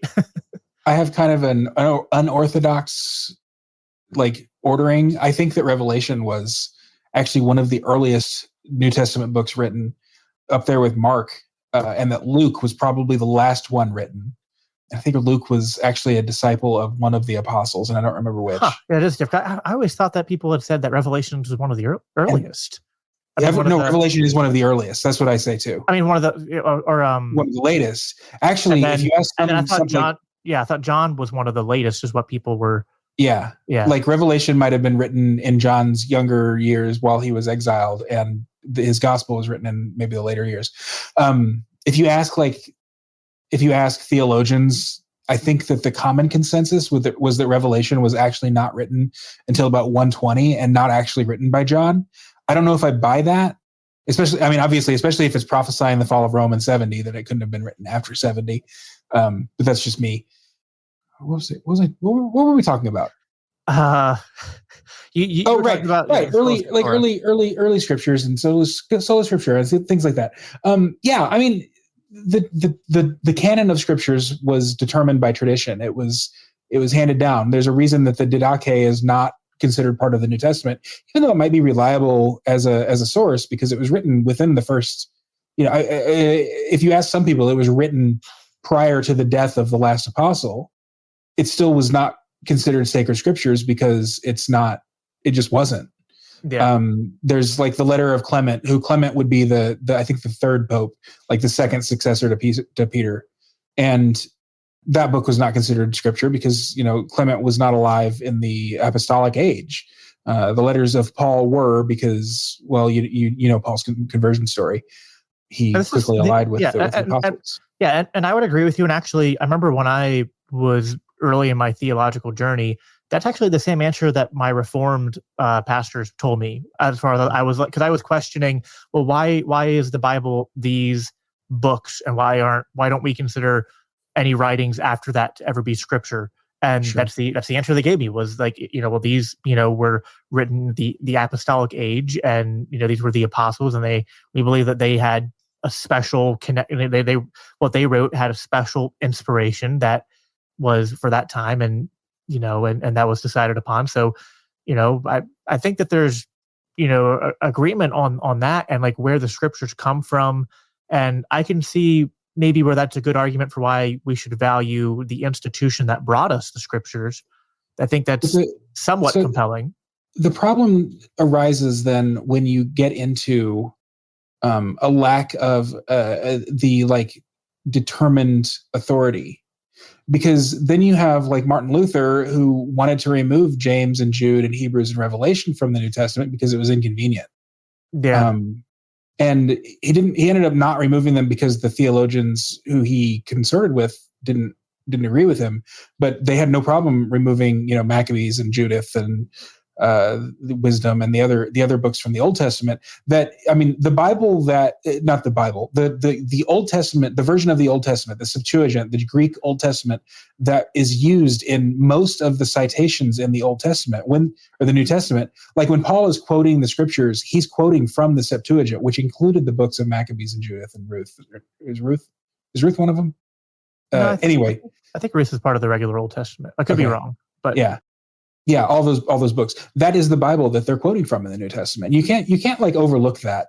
Martin Luther removed books from the Bible. It wasn't that the Catholics added them. Just because the Jewish rabbis settled on a different Torah does not mean that the Christian tradition is then null and void. And the Jewish rabbis settled on the Torah that excluded the Septuagint. Might have even been after the Reformation. I'm not positive on that. Yeah. I mean, I guess that makes somewhat sense. I guess I just, for one, it's like, it's a somewhat compelling argument to say like, well, this is the institution that gave us the Bible, and so that has value. And I think it does have value, but I don't know that it means that the institution is given this special clout that makes it like the church, I guess. I don't know. I mean, that maybe that's my upbringing, and I just view it conceptually different, but I've always just viewed like the church as like, that is just a broad term for just, like Christians. And I don't view any one church as like, well, this is the church, but it's not even just Catholics that do that. Lutherans do the same thing actually. And there's some others that do that too. Like, well, no, we are the church. And I'm like, I don't know. I don't know if I believe in, I believe in a singular church. I just think that it's like all those who are the body of Christ are the church. Now I can then within that recognize specific institutions that are historic and that played a certain role, but I don't know. Sometimes it just feels like there's a little bit of like, okay, are we respecting the status of men to a point that might be committing some kind of error? And I don't know. Like for me, like the church argument is more compelling than the Pope argument, because I don't know why. Like I agree with you that Peter was one of the most important apostles. I think that he's one of the most like the apostles that had one of the most compelling narratives in the gospel story. But I don't know if that means that, okay, so like maybe back then he had special status and he was the Bishop of Rome, so that gave him a special prestige. But then why is then after him we must now always refer to the Bishop of Rome as the most special holy bishop? It's like that. That's where I find myself the most unconvinced. Now, granted, there are some people who have concerns about the Pope that I have heard Catholics give good answers for. Like, it's not true that the Pope is infallible. There are I know there's only special circumstances that have to be, checked off for the Pope to say or put something out there that's infallible, and that hasn't happened in a long time. It's happened exactly twice. Yeah. And thankfully, where that's going to get really sticky, and I hope that it never happens, because it would be inconvenient to say the least. If a Pope were to ex cathedra, declare something that Roman Catholics and Eastern Orthodox disagree on to be dogma. So far that hasn't happened. Like the 2 or 3 times that the Pope has spoken ex cathedra, It's been stuff that has been basically settled in Catholic/Orthodox theology for centuries, so it didn't really matter. And if you believe the Catholic faith, then basically the Pope couldn't do that. He would be protected by the Holy Spirit from declaring heresy as dogma. But holy shit, man! I mean, if Pope Francis just got a bug up his ass that was like, oh yeah, what the hell? The filioque, yeah, that's dogma, sure. I mean, what would happen? Like, it would like render the entire like as what's the word I'm looking for? Where ecumenical movement completely null and void. So I guess I'm not super well versed in ecclesiology, but to me, like, does your like congregation believe in the Nicene Creed? I don't know how far back that goes. I don't think. I would imagine you don't recite it in service, but we don't recite it. And I'm trying to remember because the Nicene Creed was one of the ones that I thought Catholics even rejected at one point, but I don't know if they still do. Maybe but the Nicene Creed is what kind of caused the split between Catholic and Orthodox. Right. That's where maybe I'm mixing it up. So the Catholics affirmed it and the Eastern Orthodox didn't. Is that what happened? What happened was, I'm getting the year wrong. I think it was like 1017 or something like that, a very long time ago. So the Nicene Creed, which was actually like the Niceno-Constantinopolitan Creed. It's like the Council of Nicaea and the Council of Constantinople wrote this creed, and it held for hundreds and hundreds of years. And then the Catholic Church, so it starts out, I believe in God, the Father Almighty, creator of heaven and earth, of all that is seen and unseen, blah, blah, blah, blah, blah. And then you go to, I believe in Jesus' Son, and then I believe in the Holy Spirit, the Lord, the giver of life. He proceeds from the Father. That's what it always said. I believe in the Holy Spirit, the Lord, the giver of life, who proceeds from the Father. With the Father and the Son, he is worshipped and glorified. And in this council, and it might have even been like a local synod. It might not have been an entire church council, but they added, and the Son, the Holy Spirit, who proceeds from the Father and the Son. And that is what caused this big split between East and West. And that's why I asked you earlier, like, which of those two things do you believe? Well, I'm on the Reformed Church of America website, and they have the Nicene Creed there, and the Son in parentheses at that part. Oh, interesting. Okay. So, I mean, I guess it's something that we do believe in. I don't know what the emphasis there is about. This is probably something I need to learn more about. But sure, the whole, like, does the Spirit proceed from just the Father, or is it the Father and the Son? I don't even know what I mean by proceed. Is it talking about the order in which they've appeared, or the way that they act? I'm not sure. Yeah. So if you read Genesis, before anything was created, there was the Word, the formless wasteland. No, that's John. Okay. Genesis. There's a formless wasteland. Right. And the breath of God, the wind of God, the Spirit of God flowed over the waters. And that is the Holy Spirit proceeding from the Father. And then the Holy Spirit descended upon Jesus when he was baptized. That was the Holy Spirit proceeding from the Father. The problem is, you get into the Gospels and Jesus is like, I'm going to send my Spirit, the helper.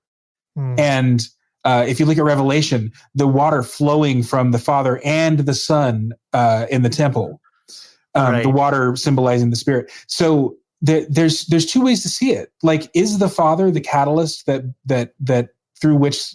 No, I mean, I guess, is the Son the catalyst through which the Father sends the Spirit, or are the Father and the Son both sending the Spirit? And for some reason, and I can't for the life of me figure out why it was so controversial, and still is. As far as the Roman Catholic Church is concerned, the Eastern Orthodox are doctrinally sound and welcome to come back whenever they want. The only thing is they have to accept the Pope. So back to your original point, I would say that the Church is one holy, Catholic, and apostolic, and that's like one definition of the Church. It is one, meaning it's the thing that Jesus founded. It's holy, I think that probably every church, even freaking Robert Tilton's church, is probably holy in some sense. Catholic, meaning universal, sure. I mean, I don't see why Protestants aren't included in universal, especially post-Vatican II, where we have like fully recognized that Protestantism is a branch of Christianity. And then apostolic, that's where it gets a little bit sticky, because the Protestant Reformation resembled a break from that apostolic tradition. Right. And that's where, I think that's probably why in Catholic like catechisms and things like that, we still call the Eastern Orthodox faith churches and not like offshoots or denominations or whatever. Whereas Protestant communities are communities and not churches. But then, I mean, it gets into semantics. I mean, what is a church? Like, what does that mean? It really just means community. So, yeah, and to me, it's like, or I guess assembly technically is what it means. I guess I'm always looking at what is the fruit of this, and I care much more about individuals a lot than I do like, broad general groups. But even when I care about groups, it's like, listen, like there are individual Catholics I love. There are individual Catholics that I don't always appreciate what they do. There's individual Catholic churches that I'm sure I could attend and be plugged into, fulfilled in, my family would be blessed, and that we would get along great in. And there's Catholic churches where it would not be a good fit.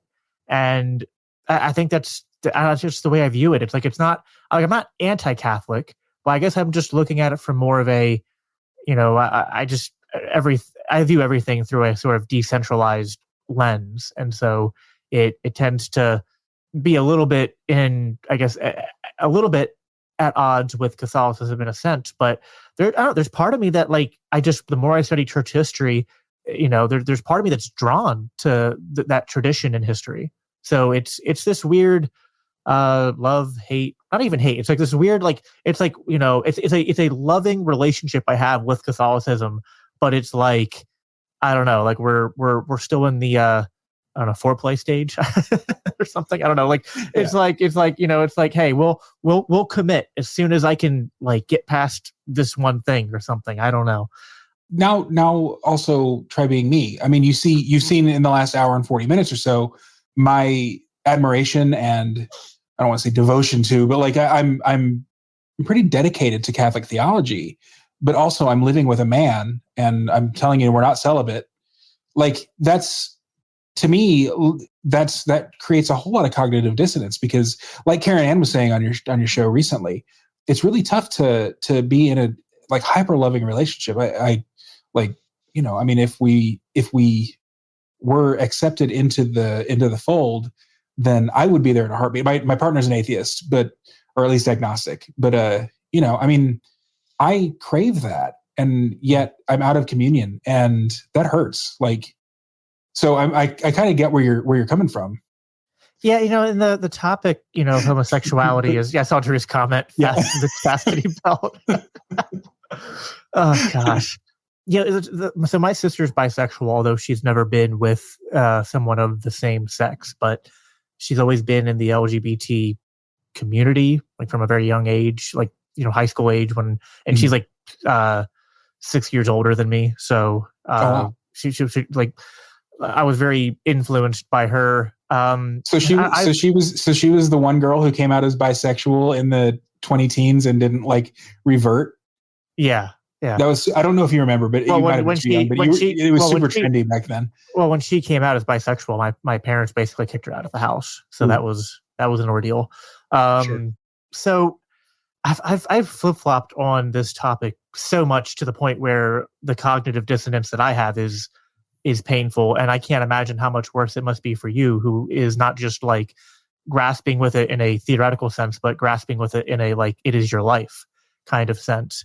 And I mean, for starters, I just think, like, no matter what, like, for the rest of the conversation talking about this, no matter what, I think the church has missed the mark as far as the treatment of people in the GSM communities and gay people and even trans people. It's like they have, and I can see a little bit of, like, all right, well, if you view something as sin, do you want people who are living an openly sinful lifestyle to be in the church. And like, I'm trying to be charitable to their position to see where they're coming from. But it's like, all right, well, if you need to draw some kind of line, maybe that's a conversation to have. But the stigmatism and the dehumanization that very often has occurred from the outside looking in and seeing looking how my parents reacted to my sister. Like, I don't think the way my parents reacted to my sister was Christ-like, in the least. Yeah. If my child came out as gay or trans, my solution to that wouldn't be to not in my house. You know what I mean? Like, that's foreign to me as someone who so deeply wants to imitate Christ. So that has to be put out there, I think, from the get-go, no matter what, that no matter what, to me, the church has missed the mark. That said, I struggle. This is probably the part of my theology that I struggle with the most, is trying to reconcile this, because so a lot of the arguments people give from Scripture against homosexuality I find to be kind of shallow and unconvincing, because I feel like a lot of I talked about this with Karen Ann, a lot of the Scriptures are not condemning like what you are doing. They're condemning homosexuality in the context of like, it was like violent gang rape or pagan worship, or people like the one in was it Corinthians, I think, where Paul talks about people leaving their natural relations with one sex for another, was in the context of like they were of lust. It was like they were lusting after the same sex and leaving their relate. So I was like, so even that to me seems to be like, that's not really talking about somebody who like, wants to be in a loving relationship. And it kind of goes against just like my intuitions and observations, which is like someone like you who is, in a committed relationship. And like I said before, I judge things by the fruits, right? And it's like, if the fruits of something are good, well, like, okay, can a bad tree bear good fruit? If someone's bearing good fruit in their life, I have a hard time just as a person being like, well, you're living in sin. It just doesn't seem to compute. But then I also wonder, like, there's also sometimes where I look at the LGBT community and individuals, within it, and I can empathize with where they're coming from, because I think it's kind of reactionary. But it's like, there's something there about like God, like submitting to God and trusting God. And I don't know if I had same-sex attraction, what I would do, if I would feel convicted to be like, okay, I have this attraction to people of the same sex, but I don't know, like, would I feel convicted that I have to submit that to God and put God first, knowing that, like, because like, and I'm sure you'll understand where I'm coming from here. Sometimes people who aren't Christians don't get this at all, because they're like, well, if it doesn't hurt anybody, who cares? Well, there's a lot of things in the Bible that are sin that aren't hurting people. So it goes deeper than that. But then it's like, we don't have any explicit, same-sex marriage and loving, committed, Christians who are gay is explicitly condemned. We have these, I don't know, maybe like half dozen passages that talk about homosexuality in completely different contexts. And then, I've rambled on enough. Let me give you a chance to chime in here. But that's where I'm coming from, is like, there's a lot of me that sympathizes with like the position you're in. And I think the church misses the mark, and the arguments against it are often weak. But then I feel like the part where I hesitate to fully just say, oh, I think that homosexuality should be, like loving, committed, monogamous homosexual relationships should be embraced by the church, is just that little bit of like, are we putting our own desires and what, like, oh, I just want to, if it's not hurting anybody, I should be able to do whatever I want and screw God if he tells me otherwise. That's where I wonder, like, is there a danger in that? And I wonder, I said this with Karen Ann, I don't know if maybe it's one of those things that's like the Bible condemned it because there's a general sense where it, like in a general sense, it might not be conducive, but is it one of those things that like it's a personal conviction and people have to be free to follow that? I don't know. Like, I'm really, as you can tell from me rambling now for however many minutes it's been, I'm extremely divided and unsure. So just coming from a Catholic standpoint, and this is not necessarily my personal view, yes, there are those passages that you've cited, that Karen Ann cited, that are maybe not easily refutable. I don't know the history there. If you read Pope John Paul II's series of, I believe they were lectures or sermons, collectively called The Theology of the Body, it gives a pretty good picture of Catholic morality, Catholic moral theology as it surrounds sex and sexuality. And essentially, the purpose of sex is twofold. It is unification of the couple within matrimony and procreation. And those two things cannot be separated. And so Catholics condemn birth control for the same reason that they condemn homosexuality. Right. And for the same reason that they condemn sex outside of marriage. It's all of a piece.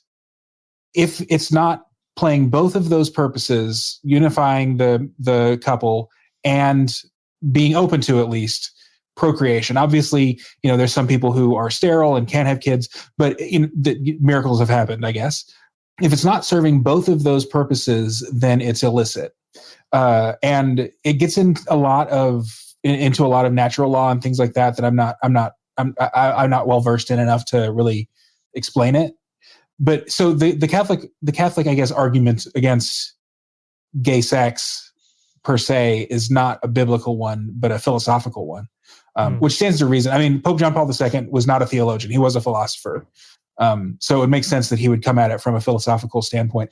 But he's sort of the one who laid this all out in a less hyper moralistic way of saying it. So that's kind of where we're at right now. Sure. I don't know what the future holds for Catholic theology. Obviously selfishly, I really hope that they kind of evolve and come around to my point of view, which is unification or procreation, maybe.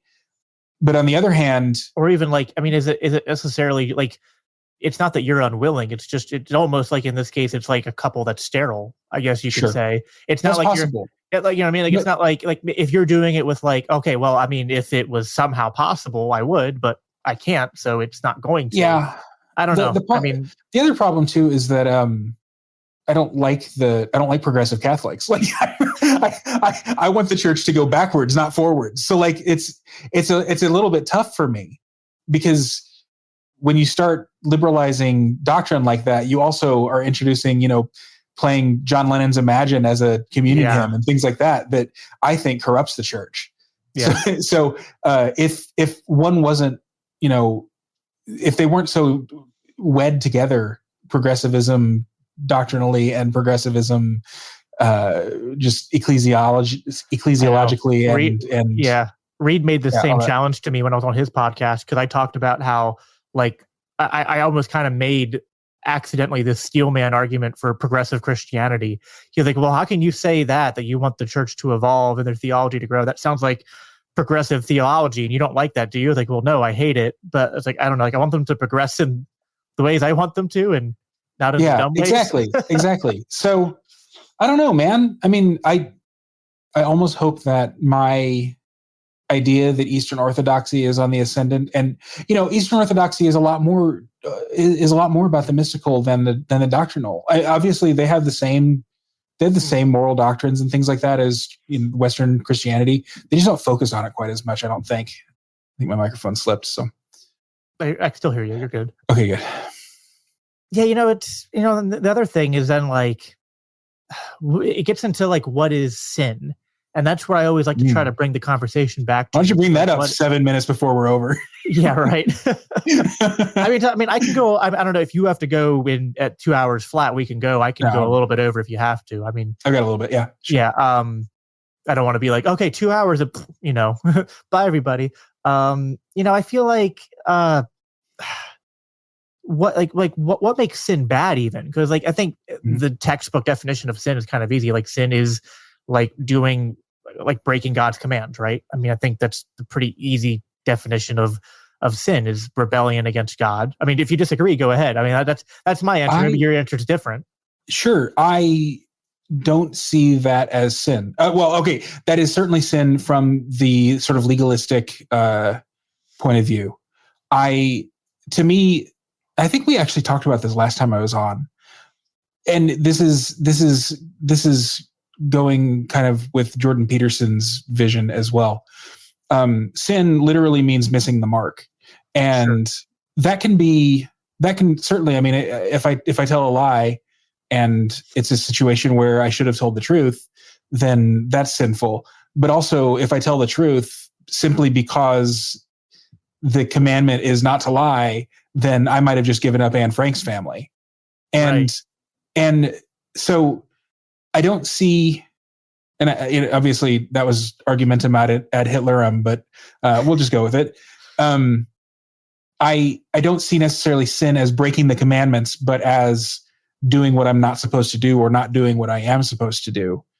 And that can manifest in spiritual life, but it can also manifest in just regular life. I mean, if I go too far over 2 hours on this call, then I will be neglecting my relationship with my partner. And to me, that's a form of sin.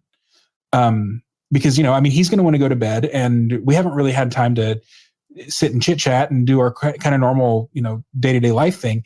And the fact that, I'm going to be spending most of October traveling means that I've been super busy trying to backfill my interview quiver so that I have episodes to put out throughout October. So I haven't had a free night to just sit and veg in a long, long time.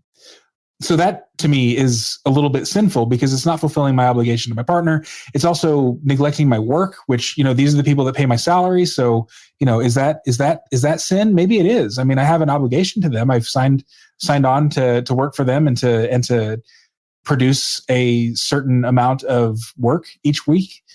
I think Jesus said it was a sin to not provide for your family, which is kind of in the same vein of what you're talking about. So yeah. I mean, I think even on the deeper level, it's like, why is sin? And like, what makes sin bad? And I think it's, go ahead. You want to take that? Well, I mean, for me, it's like, it's the twofold, like you're breaking those two most important commandments. When you sin, you're either not loving God or you're not loving your neighbor, or really both. I mean, if you're loving God, you love your neighbor. If you're loving neighbor, you're loving God. So they're kind of like, they're not really separate, but they're just kind of like different sides of the same coin, I think. But I think that's what makes sin bad, is that you're missing the mark or violating those two commandments. And then it gets. But when I start off with that conceptualization of, okay, this is what sin is, okay, then it's like, all right, well then the philosophical argument, which I know the sola scriptura people get, autistically screeching about you can't, it's scripture or nothing, don't bring philosophy into it. But it's just like, I don't know. Like, I don't think reading the Bible should mean turning my brain off. You know what I mean? I just don't. If again, it goes back to the good fruit and bad fruit. If I don't think sin can bear good fruit, can it? So if people are missing the mark, if they're if they're not loving their neighbor and they're not loving God, there should be, bad fruit that's being produced from that.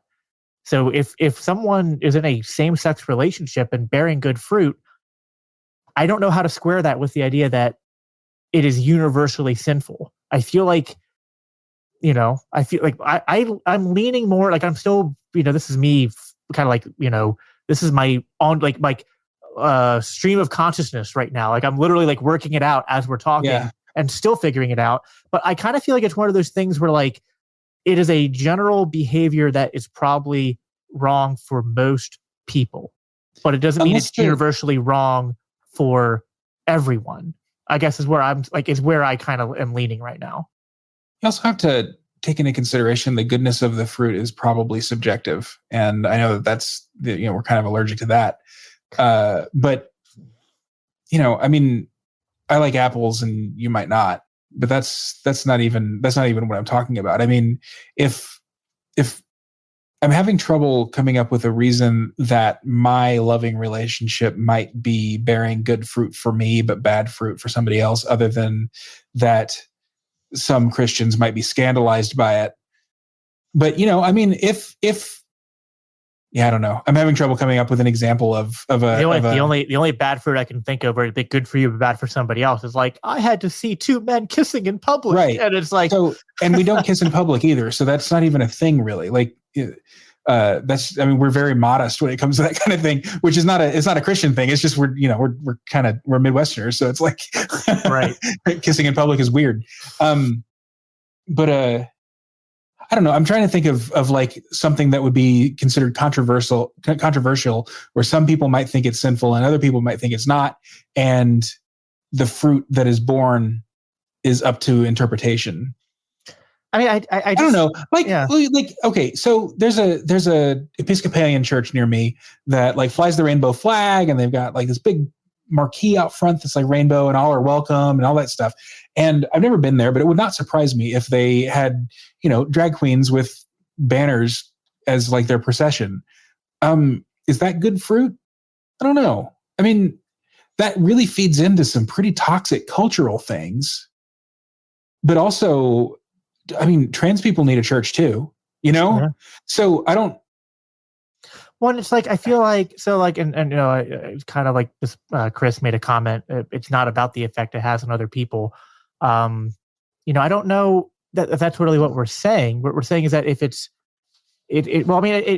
sin, I think what we're talking about is it should, if something's sinful, it should be hurting your relationship with God. And it's probably, maybe there are some things that hurt your relationship with God, but don't hurt other people. I guess that's possible. But then it's like, look at the praxis of it. Like, if the church's treatment of the LGBT community is keeping them from being able to like know Christ and receive, especially if you're a Catholic and it's about like receiving the Eucharist and participating in that tradition, well then, what, I don't know. It's just, there's something there I can't square.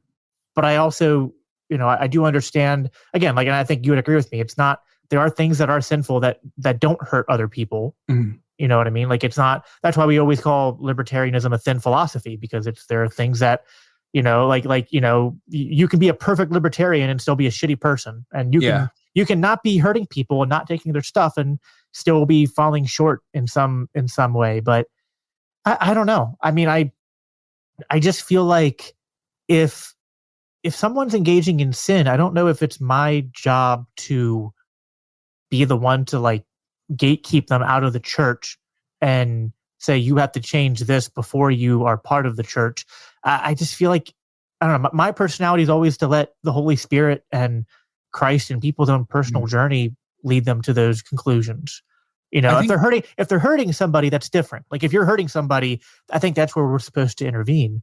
But if you're not hurting anybody, but I know there's different things in Galatians and stuff about people living in sin. So it's, I don't know, it's a rabbit hole we could, that we could go down for. I don't want to hold you up too much longer, but we could go round and round on it. And I don't know.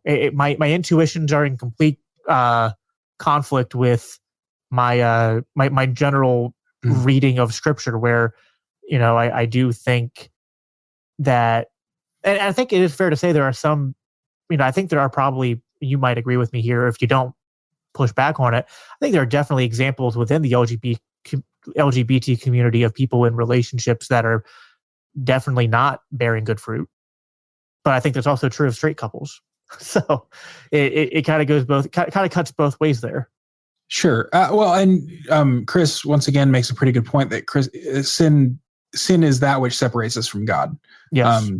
And so in that case, I don't even know that hurting someone is necessarily the sort of standard for what is sin. Obviously, we shouldn't hurt people and we shouldn't take their stuff because we're good libertarians. But is there an instance where aggressive violence might be what we're called to do? I mean, I don't know. That's a total spitball. Certainly, the Old Testament's full of it, right? That gets me back into my subjective morality stuff, which I think we talked about probably last time, or at the very least we talked about before. Well, there's definitely a lot in the New Testament, like where they talk about like there are certain things that are subjective, right? Like if it was like the whole debate over like eating certain meats and stuff, and Oh, some sure. people Yeah. felt Well, ritualistic convicted. laws, I would probably not like, I mean, in the Catholic faith, we have a long tradition, probably centuries, maybe even millennia, of not eating meat on Fridays. And, that's not, well, no, you know what? If you ask some Catholics, that's a sin. Like, it is sinful not to follow the church's tradition of not eating meat on Fridays, or now I think it's just Fridays during Lent. If Jesus came back today, he would go to those Catholics and eat meat in front of them, just like he did work on the Sabbath in front of the Pharisees. Yeah, exactly. Monica Perez is my favorite person to listen to. She throws in these sort of just like pop Catholicism things sometimes. Like she says things like, "Oh, I'll use vulgarity. I love saying the F word, but I never swear. So she like never says damn it, but she'll say fuck all day long. It's really funny. Like, well, I don't say like G damn it or anything like that. Yeah, sure. But I'll say F. I'll use the F bomb all day long. So yeah. I guess it's a little weird. If I'm not supposed to say that on your show, sorry. Oh, I don't. It's not even like I'm not offended when other people do it, but I just feel like when I accidentally say it, I don't know. There's just something in me that cringes, and I feel bad for doing it. Sure. But I wanted to talk a little bit before we go. So your show is called Biblical Anarchy, or that's the subtitle of it. I've been a little bit like skeptical of political libertarianism lately. And I think the final nail in the coffin, and I'm not severing my ties with the LP at this point, but I went to this training event last weekend. My God, it was like Kara Schultz, who I love to death. She puts on these great training sessions, but the people there, you hear the stereotypes of libertarians where we're like hyper intelligent, but a little socially awkward and not very good at selling our ideas. These people were not hyper intelligent. They were dumb. And some of them, the ones that were a little bit on the smart side, were just as blue-pilled as could possibly be. There's one lady there who I would consider myself pro-life, but like I understand that there's much debate in libertarianism over it. I think probably abortion would exist in a free market. But this lady was, her reason for being pro-choice was that essentially every time a woman is impregnated is an act of aggression because the man chooses to ejaculate in her. She doesn't choose to be ejaculated into. And that just blew my mind that people, I mean, there's lots of arguments in favor of pro-choice. That's the most absurd thing I had ever heard. And I know that there are some feminist scholars who believe that all consensual sex is rape. Yeah. I just didn't know that they actually existed in the wild. So I don't know what my future vis-a-vis the Libertarian Party is. I'm going to stick it out with the Mises Caucus at least through the convention next year because I want to go to the convention because it's a ton of fun. But I've been really thinking lately. So Curtis Yarvin, are you familiar with him? Mentions Moldbug? Yeah. He recently started talking about this book. I think it's called like Oimsville or something like that. It's a German book, so the title is tough to pronounce. But the main character in that is someone who has so completely and thoroughly separated himself from political ideology that he is called an anarch. He's not an anarchist. Like, so when you think of like monarchist, it's someone who believes in monarchy. But when you think of the monarch, that's the actual person who's like at the head of the monarchy. So this anarch may or may not believe in anarchism, but he is certainly his own ruler because he's just an anarch. He's like a monarch, but an anarch. And that's very appealing to me. And so like yesterday we were talking, I had Jason Stapleton on my show. The interview will be coming out in a few weeks. Unless you become a premium subscriber of James' show, in which case you can watch it now. So, yeah, true. Which BlackbirdPodcast.com. BlackbirdPodcast.com. Sign up, $7 a month, $70 a year. What was I saying? Right. Yeah, I know. I think, so I think that's kind of what Jason Stapleton and Matt Erickson and Curtis Yarvin to an extent, I think that's kind of what they're all kind of driving at, is that like we need to, and the agorists to an extent, I'm wearing the t-shirt right now. I have an agorist bent to me. My podcast was originally called Urban Agorist. Yeah. I was very aligned with agorism a year ago. I was very turned off by the ideology, though. I don't think that black and gray markets are going to take down the state anytime soon. Sal Mayweather is fond of saying that they brought down the USSR, but sure, yeah, maybe they had a little bit of an impact. I think the USSR brought down the USSR. Yeah, but it was perestroika. But on the other hand, those people who were engaging in black and gray market activity, they were freer than anybody else in the USSR. And I think that Jason and Matt have a point that, if you're wealthy enough that the state is irrelevant to you, then who cares? That's a very selfish way of seeing things. I was going to say it's kind of contrary to my Christian sentiments, but I get where they're coming from. I just don't know that. I don't know that it tracks even. I don't know that political anarchy, as a political ideology rather than as a lifestyle, I don't know that it even tracks with the Bible. I think that, when we look at the way that Christians and even sort of the ideal Jewish state interacted with the powers that be, it wasn't that they were forming political movements. It was that they were forming separatist movements, that they just were completely outside of the political realm. I want to know your thoughts on that. And maybe, we're way over time, so maybe we'll dig a little bit deeper into it on my show. When are we getting back together? Tuesday, Monday? Yeah. Yeah. So in a couple of days. Yeah. But preliminarily, do you have any thoughts on that? So, there was kind of two things there. One, as far as like the LP versus agorism, I've kind of been on both sides of that too. And sure. I know how Jose, if he's watching this either now or later, is going to cringe when I say this, but I am one of those people that go, why not both? I know he hates it, but to me, it's like, I don't know. And even I'll add, hey, wealth, power, and influence. I can do all three of those. I can do all three at the same time. We don't know what's going to bring down the state and usher in a libertarian society. Sometimes I even like to say that, I don't want to be engaged in the nirvana fallacy. So who knows if libertarian society is even possible? Maybe we're just doomed to a never-ending process of damage control and doing the best we can at any given time. But that kind of leads into the second kind of question you asked there, which is, a little bit. I feel like we always have to push for the ideal and also be content to realize that, it's kind of like you shoot for the moon, and if you miss, you land among the stars. It's like if you shoot high and you miss, it's better to shoot high and miss than to shoot medium and miss, right? I feel like, kind of like the abolitionist movement. They didn't say, slavery's bad, but we'll be content. What we're going to advocate for is that slaves get certain rights, or slaves get, I don't know, voting privileges, or they get, it was no, slavery is immoral and a human blight, and it needs opposed, vehemently and loudly. And then slavery didn't just even the Civil War didn't cause slavery to really end functionally overnight. It was kind of a pushing the ideal, but it kind of fizzled out and slowly died. It died a slow death in the West.